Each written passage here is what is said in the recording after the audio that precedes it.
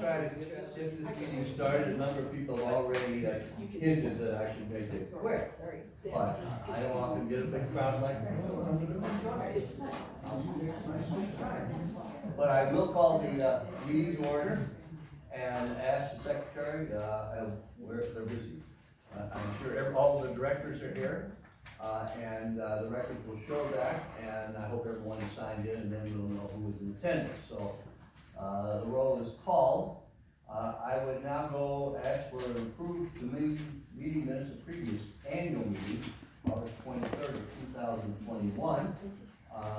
The board of directors have all read these, and I have read them and made a few minor changes. Is there a motion to accept the minutes as printed and distributed? So moved. Chris moved and Stan seconded. Any comments or questions? All those in favor say aye. Aye. Motion, opposed? Motion carries. Now I'm going to deviate a little bit, and I want to thank everybody for showing up tonight. I do appreciate it. I had told a number of people I'd like to see some nice friendly faces out here. We will all a nice sized crowd like tonight. And, because you're here, we're going to have a report on the hotel and what's going on there and a few other things. I would also like to thank the board of directors for their full hard work throughout the full year. I don't want to point anyone out, but Stan's got a tough job with getting a DNR, and Val has a tough job keeping up with all our changes.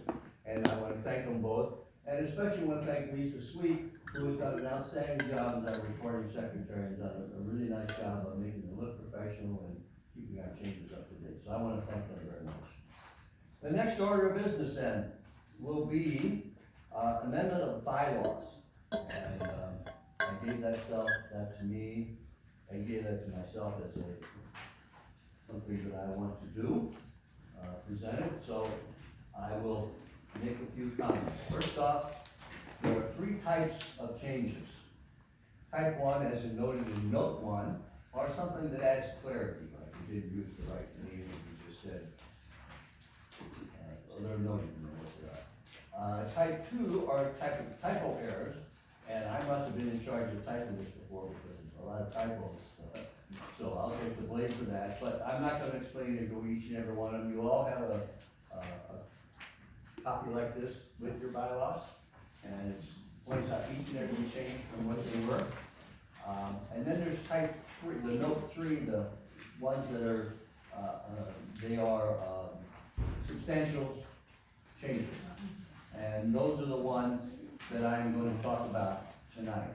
Unless you have some other questions, we'll leave it at that. But the two substantial changes, the third line in my outline there is note number 3. We eliminated a sentence +1. In the old bylaws, the directors were suggested that they nominate for each position open +1.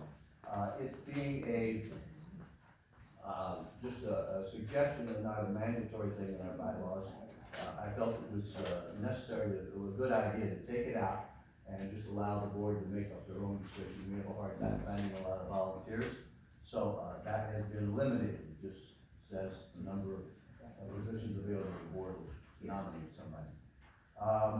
The other substantive change is after a significant change there, it's the fifth line of this my write-up. Ballots printed for the election shall provide space for write-in candidates. And if you will, you can read along with me, but I do want to get it in the records this way.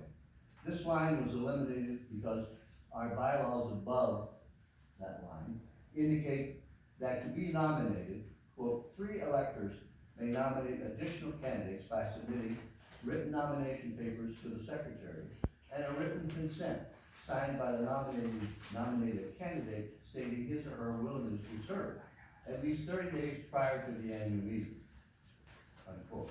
This procedure allows the district to verify that the candidates or candidates are eligible to serve. In addition, the procedure allows the publication of the names of all candidates running, so that the electorate has the opportunity to attend to decide who shall represent them. The old language was probably put in because general election laws require a write-in ballot. However, lake management districts have their own law, which does not require a space for write-in candidates. Before suggesting this change, the board got an attorney opinion, and they stated, quote, "In our opinion, the district bylaws can delete or remove the language related to the write-in space on LBMD secret ballots," and they did that based upon what I just said about different laws. So that's the reason that is in there. Note 3, the other substantive change, towards the bottom of the page there, under the note number 3, page 7, section 6, sub 2, lines 1 and 3, to allow board to select who shall run a meeting before the chairman had to run a meeting, not the chairman or the vice chairman.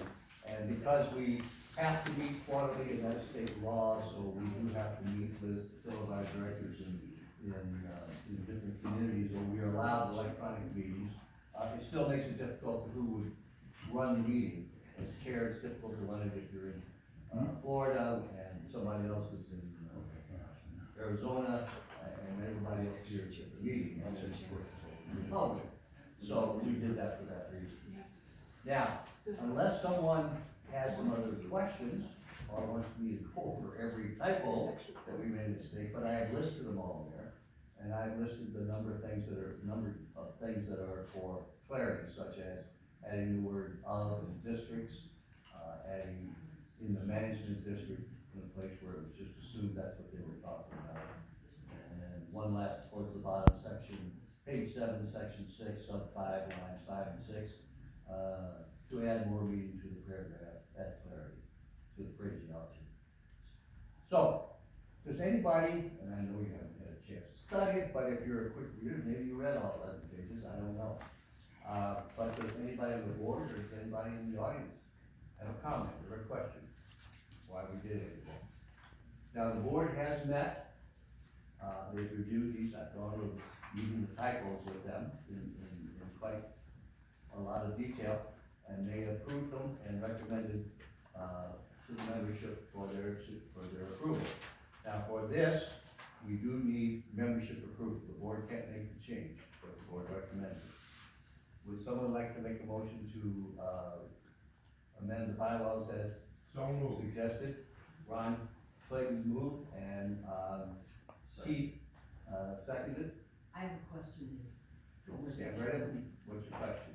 My question is, what is the new language in section 6, sub 2, lines 1 through 3?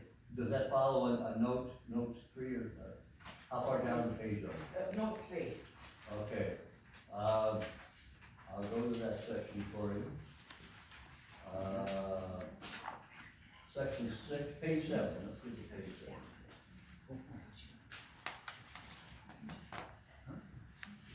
Oh, on there, number 6.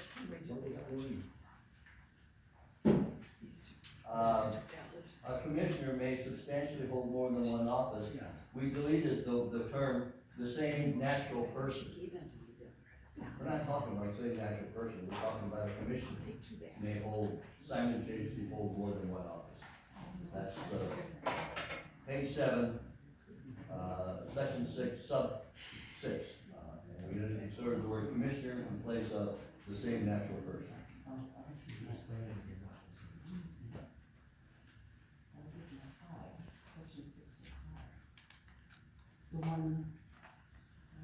Are we talking page 6, section 6, sub 2? 6, 2, 1, 3, I'm sorry, but I went to the wrong section. What was the new language that We use commissioner in place of natural person. And then the one above that, section 6, sub 2, lines 1 and 3, the chairperson shall provide at meetings. And then we added, if the chairperson is unable to attend the meeting, the board shall select a commissioner to chair the meeting, as opposed to saying that the vice chairman, in the absence of the chairman, the vice chairman shall do it. He may not be available also. Okay? Any other questions? John? I have a question for you. Was the protocol, if you want to try to run for a board spot, Is that on your website somewhere so somebody would know how that would work? Yes, we put it all on our website. So the 30-day advance and then We're required by law to put it in the ad, written, the only printed ad, we go in the newspaper and print it, is the annual meeting requirement for who wants to. and it was in this year, cause I didn't see it, maybe I just It was catch it. there, was it not? Yes, it was. Yeah, it was there. Okay, Was it? thank you. Any other questions? It's been moved and seconded that we approve these bylaw changes, by show of hands, all those in favor say aye. Aye. Those opposed, say, or raise a hand. And let the record show that everyone was in favor of it, there was no opposition. Thank you very much. Now, next item on the agenda is election. 2 elected commissioners, and you were given a ballot on the way in. We are required by state law and our bylaws that, we have to have a written ballot, and it has to be in secret, and we have to count it. So go and mark your ballot, now mark for 2 people, or none, if you don't want to vote. And you'll have, Ron, and whoever else will help. Ron, you want to get somebody to help? Sue, you want to help? Thank you. Thank you very much. Thank you. While they're doing that, I'll come back down the line. Okay. Thank you. while they're counting those, nominations, those, election ballots, we could move to the audit committee. Pete, you were here, I take it? Yes, I saw you over there. do I go to the mic Well, or? wherever you wanna go. I'll just You stand know, up you and- better hurry up there, or come stand behind me, or get in the center of the room. Yeah, you gotta. The main- Get find a mic, find a mic over here so we can catch Oh, you. okay. Yeah, John likes to get pretty pictures. Yeah. Good evening, everybody. My name is Keith Barron, and I did the 2021 audit for Lakeview Elementary District. Just want to review what I reviewed. Hard copy. I have a hard copy here. Does everyone have a hard copy of the report? Does that read it out? I'm not sure. I did submit it to Chris, so. Well, we may not have. Okay, so after reviewing the financial records of the Lakeview Management District, in accordance with the audit procedures that was given, I have, extreme confidence that the balance sheet correctly shows the strong financial condition of the Lakeview Management District. The income statement versus the budget is accurate with the following exceptions and recommendations. So I put in, office expenses, the budget exceeded by roughly $43,000. That was mainly, 4,300. by the newsletter was approved by the board, so that's exceeded the budget on that expense, on office expenses. Professional services expenses, attorney fees, that exceeded the budget by half, which is $21,315. That was a lot. That was the big eye opener of the whole report of the audit. The wage expenses, we only exceeded the budget by roughly $500. Operating expenses, insurance exceeded by a budget of $450, but insurance did go up across the board after COVID. Repair expenses, that exceeded the budget, a little over by $1,600. I did reference a check number, for $1,400. Now, there's a review of, 7 checks that were over $2,500 that needs 2 signatures on checks.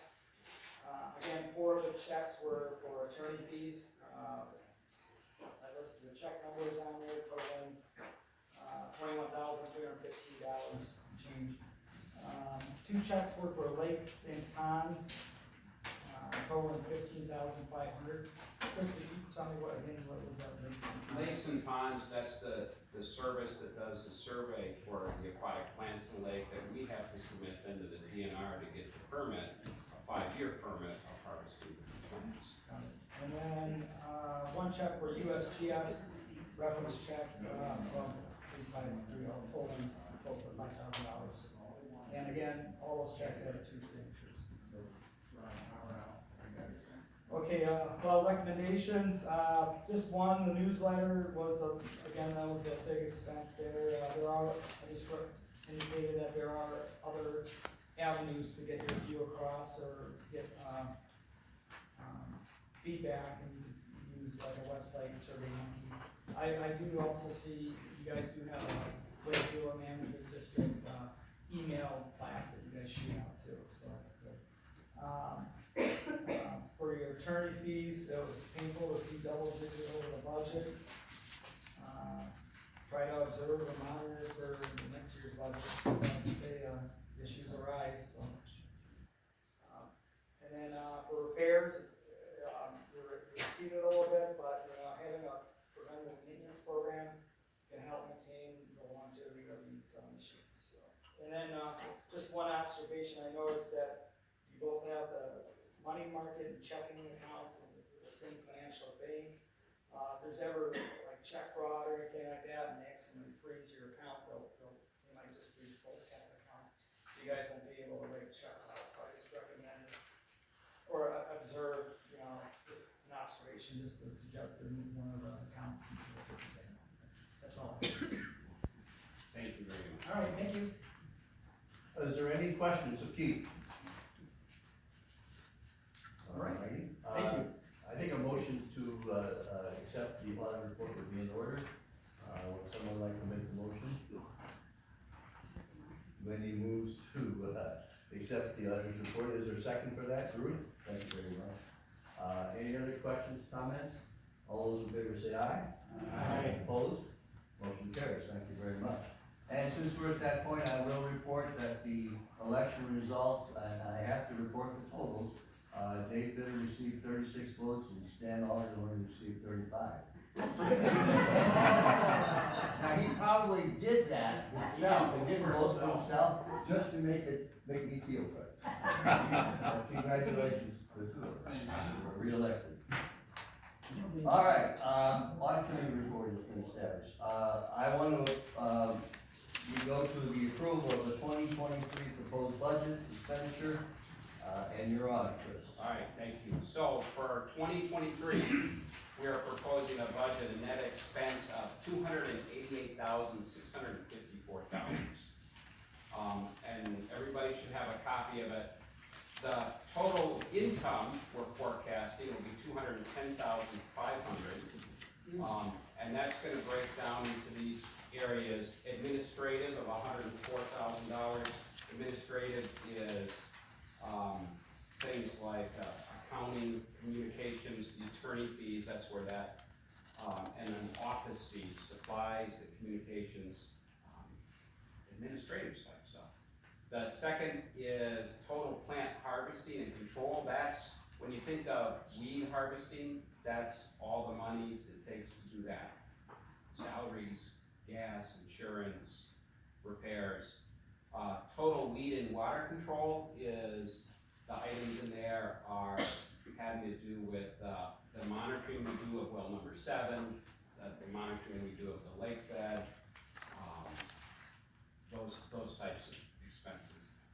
Then, the next one you see, capital purchase. We talked about this last year, our truck is a 1999, Stu is doing a great job keeping it running, but at some point, we're gonna need a new dump truck.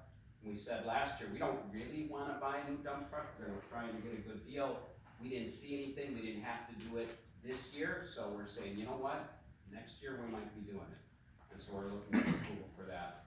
And then, we have what we call a contingency fund. So we're unable to forecast sometimes expenses, because here we are in August, and we're talking about the budget for calendar year 23, and we're a little past halfway in our expenses.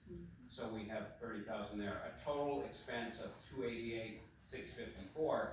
That's a budget variance or a loss of 78,154, and that will be coming out of our equipment fund. To make that up. So we have no line of credits open, we have no indebtedness, and that's not anywhere we wanna go. So, any questions on our budget? How much is in the equipment fund? There's currently $46,000 in the equipment fund.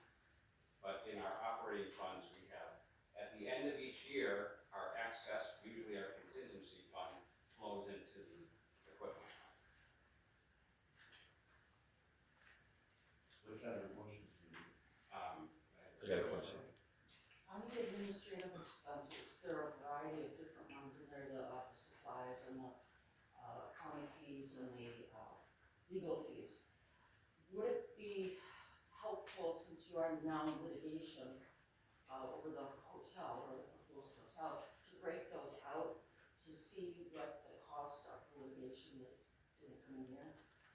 Rather than, legal fees in the ordinary course, such as coming to these meetings and that. Yeah, well, or in our, almost monthly meetings, we go through with details, and we do report what is our year-to-date on attorney's fees. We're happy to do that, but usually in this setting, people don't want that level of detail.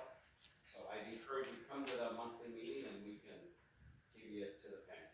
And you put it on the, what's on our. We do the summary on the website too. Most people don't have the appetite for that level of detail, Susan, as you understand.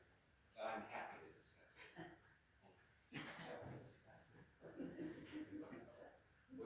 John? Question, from what we get from the, county on the taxes, how much are we exceeding that with the litigation that's going on? Are we gonna have to borrow to keep the litigation going? We're not gonna have to borrow. No, so there's enough in the budget or money in the, Correct. Yes. okay. We're What is the dollar amount we get from the county? In this year, for 22, we're getting 195,000. And our request for 2023, next year, is 205,000. So a 5% increase is the request. Thank you. Any other questions?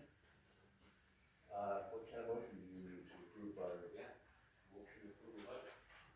All right, we need a motion to approve the proposed budget expenditures to the tune of $288,654 and a property tax levy of $205,000. Would someone, Susan, thank you. You guys can do that. My wife knows, I get everybody.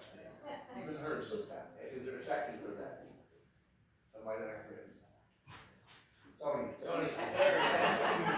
You guys are killing me. All right, it's been moved and seconded. All those, any other questions? I asked you 3 times. All those in favor say aye. Aye. Opposed? Motion carries. Let's do a quick treasurer's report and, audit, first, and then we'll go to, 1 or 2 more, and we'll go to Attorney Bauer here. All right, so the treasurer's report for the current year, our